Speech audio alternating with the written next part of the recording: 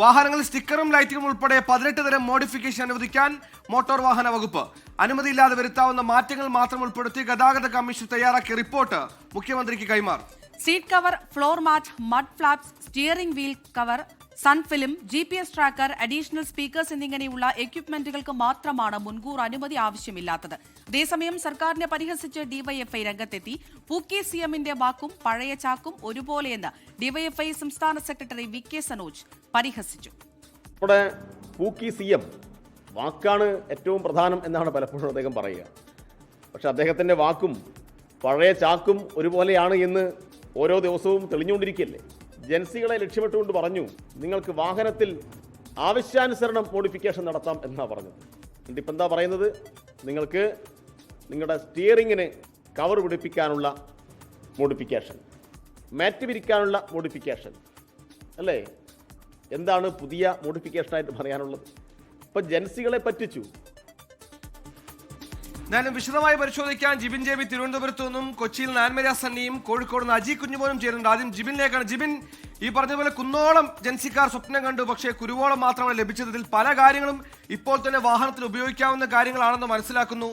ആഗ്രഹിച്ചതൊന്നുമല്ല modification എന്നുകൊണ്ട് ഇവരൊക്കെ ഉദ്ദേശിച്ചതും ഇതല്ല. എന്താണ് ഒരു പൊതുവെയുള്ള വിലയിരുത്തൽ? എന്താണ് ഇപ്പോൾ അഡീഷണലായി നൽകുന്ന സർക്കാർ നൽകുന്ന പുതിയ കാര്യങ്ങൾ, അഡീഷണലായി ഫിറ്റ് ചെയ്യാൻ പറ്റുന്ന കാര്യങ്ങൾ എന്തൊക്കെയാണ്? സുഹൈൽ, അത് തന്നെയാണ്. കാരണം ജൻസി മാത്രമല്ല, സാധാരണക്കാരായ മലയാളികൾ ആഗ്രഹിച്ചിരുന്നത് ഒന്നും തന്നെ ഈ പറയുന്ന പട്ടികയിൽ ഇല്ല എന്നുള്ളതാണ് വാസ്തവം. കാരണം ഇതിൽ പറഞ്ഞിട്ടുള്ള പട്ടിക എന്ന് പറയുന്നത് ഈ 18 ഇനങ്ങളാണ് ഇതിൽ ഉൾപ്പെടുത്തിയിട്ടുള്ളത്. അതായത് നിയമപരമായി മാറ്റാൻ സാധിപ്പിക്കുന്ന മോഡിഫിക്കേഷൻ എന്ന് പറയുന്നത് seat cover, floor mat, steering wheel cover, അതേപോലെ തന്നെ ക്രോം ഗാർണിഷ്, മഡ് ഫ്ലാപ്പുകൾ, റൂഫ് കാരിയറുകൾ, 50% സുതാര്യമായ സൺഫിലിം. അതായത് സാധാരണഗതിയിൽ നമ്മളൊരു പുതിയ വാഹനം, ഒരു ഇരുചക്ര വാഹനം അല്ലെങ്കിൽ ഒരു കാർ ഷോറൂമിൽ നിന്ന് ഇറക്കുന്ന സമയത്ത് നമുക്കവിടെ ആക്സസറീസ് കമ്പനിയിൽ തന്നെ അവൈലബിൾ ആയിരിക്കും, അവിടെ നിന്ന് തന്നെ മാറ്റാൻ സാധിക്കുന്നത്.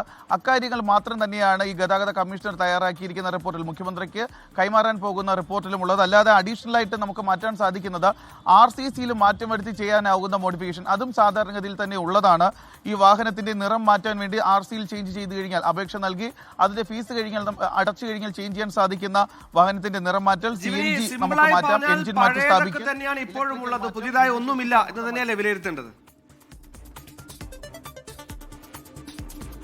തന്നെയാണ്. കാരണം പുതിയ ഈ തിരഞ്ഞെടുപ്പുമായി ബന്ധപ്പെട്ട മുഖ്യമന്ത്രി VD സതീശൻ, അന്നത്തെ പ്രതിപക്ഷ നേതാവ്, ഇതൊരു തിരഞ്ഞെടുപ്പിന്റെ സമയത്ത് ജൻസികൾക്ക് അവരുടെ താല്പര്യങ്ങൾക്കനുസരിച്ച് വാഹനം മാറ്റാം എന്നുള്ള ഒരു കാര്യമാണ് അവരെ അറിയിച്ചിരുന്നത്. അത് മാത്രമല്ല, തിരഞ്ഞെടുപ്പിന് ശേഷം 102 സീറ്റ് നേടി UDF വരുന്നു. അതിനുശേഷം മുഖ്യമന്ത്രി ചർച്ചകൾ സജീവമായി നിന്ന സമയത്തും VD സതീശന് വേണ്ടി ഏറ്റവും അധികം വാദിച്ചിരുന്നത് ജൻസികളാണ്.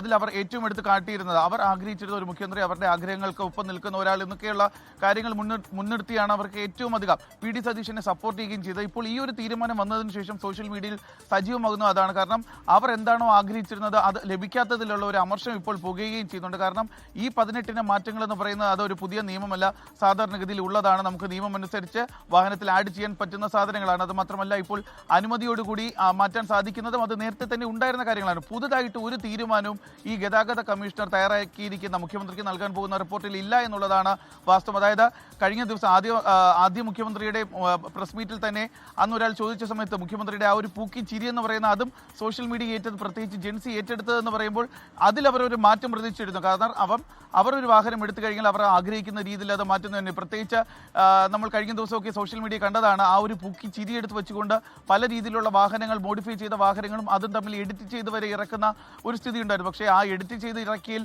ബലൂൺ ടയറുകൾ ഉണ്ടായിരുന്നു, വാഹനത്തിന്റെ ഗ്രാഫിക്സുകൾ ഉണ്ടായിരുന്നു, അങ്ങനെ പലതരം മാറ്റങ്ങളാണ് അത്തരത്തിലുള്ള വീഡിയോകളിലൊക്കെ ഉണ്ടായിരുന്നത്. പക്ഷേ അതൊന്നും തന്നെ ഇനിയിപ്പോൾ യാഥാർത്ഥ്യമാക്കാൻ സാധിക്കില്ല എന്നുള്ളൊരു കാര്യമാണ്, വിവരങ്ങളാണ് പുറത്തു വന്നുകൊണ്ടിരിക്കുന്നത്. എന്താണോ ജൻസി ആഗ്രഹിച്ചത്, അല്ലെങ്കിൽ പലരും ഈ വാഹനത്തിന്റെ രൂപമാറ്റം കൊണ്ട് മാറ്റാം എന്ന് ആഗ്രഹിച്ചിരുന്നത്, അതൊന്നും തന്നെ ഇല്ലാത്ത ഒരു റിപ്പോർട്ടാണ് ഇപ്പോൾ പുറത്തു വന്നിരിക്കുന്നത്. സുഹൈൽ,